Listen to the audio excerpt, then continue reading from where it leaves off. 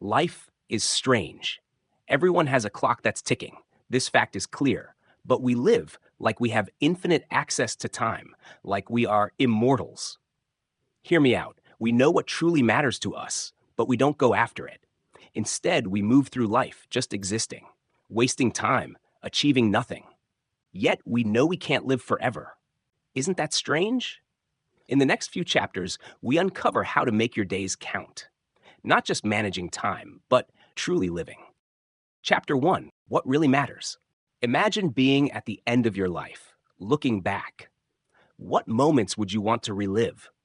The long hours spent at work, or the small quiet moments shared with the people you love, doing the things that brought you joy? The truth is, we spend so much of our lives focused on things we'll never remember, while neglecting the things we'll never forget. It's not entirely our fault. We don't do it on purpose. It's just life and its responsibilities. We can't spend time with our loved ones unless we pay the bills. We can't pursue the things we love until we're financially stable, right? And so, the cycle continues. We spend most of our lives at work, driven by one hope, either to hit a lottery jackpot someday or save enough money to start a business, both of which usually turn out to be harder than we ever imagined. So, what happens? We get too busy to notice what truly matters, and in the end, we regret it all. Here's a reality check. Turning back the clock or wishing for more time won't change anything. We all know this. The only way to avoid living a life of regret is to start prioritizing what truly matters right now. How can we begin to prioritize what really matters? Here's a simple tool, the deathbed test. Before committing to something, ask yourself, will this matter to me when I'm 90 years old? Use this question as a guide to focus on what's truly important. Successful people don't just know what to focus on, they also know what to avoid. Write down everything you want to achieve, then circle the top 3 goals. The rest, save them for when your main priorities have been accomplished. But how do we stay focused on those priorities while still meeting our responsibilities? The answer? Keep watching. Chapter 2, Time's Hidden Tricks. Why does time seem to move faster as we get older? Understanding these tricks is the first step toward mastering life. Right now, entire years seem to vanish in the blink of an eye. But when you were a child, time seemed to move slower, didn't it? Let's take a look at 2 instances.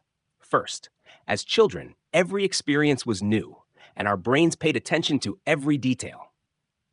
That's why we can remember so many moments from our childhood. Second, as adults, routine dulls our perception. The same route, the same conversations, the same shows. Imagine watching Game of Thrones, seasons 1, 2, 3, all the way to 10. How many hours did that take? Yet, it still feels like a blur. That's because your brain processes those moments together as one. When you're doing one thing over and over, it blends the hours together, and before you know it, time has passed without you even noticing. This is what's known as the time unit paradox.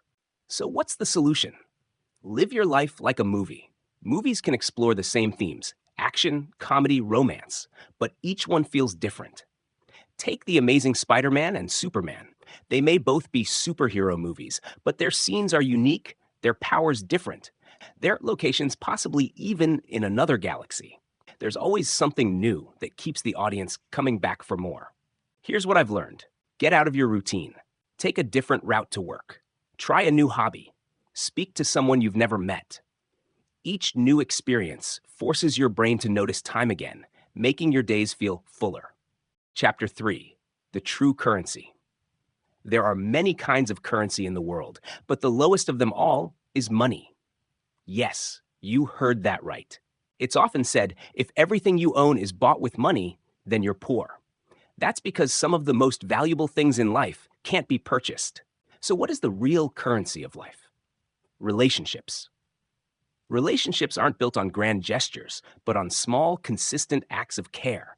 Simple things like kind words, thoughtful actions, or just being there. Think of relationships as a bank account. Every kind gesture or moment of attention is a deposit. But if you keep taking without giving back, you'll eventually find yourself in debt. This currency can buy you things money never will. happiness, love, peace, care, and most importantly, true friendships.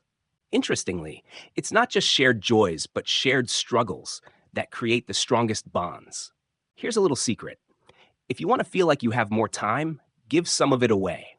Helping others creates a sense of abundance and can even bring support during your toughest moments. Relationships can be the foundation for emotional support, collaboration, and even opportunities to build wealth. Success isn't just about what you know, it's about who you know. But meaningful connections aren't built through shallow professional messages or quick handshakes. They're built through time, vulnerability, and shared experiences. Strong relationships grow through small, consistent efforts, a simple text, a quick coffee meeting, a thoughtful check-in. Chapter 4, Living in the Moment. When everything is said and done, what truly remains? Not the long hours at work, not the money you made, not the possessions you collected. What remains are the moments, the people, the impact you left behind. But here's the truth. There is no perfect moment to start living. No amount of money, no milestone, no future event will suddenly grant you the life you want. Because the only moment you truly own is now. So what will you do with it? Will you let it slip away, blending into the blur of routine? Or will you slow down, pay attention, and make each second count? Because in the end, the only thing that matters is how well you lived. Time will pass whether you use it wisely or not. Your habits shape your days shape your years, and your years shape your life. Start small. Pick one idea that resonated with you. Test it, refine it, make it yours, because the best time to start living fully isn't someday, it's today.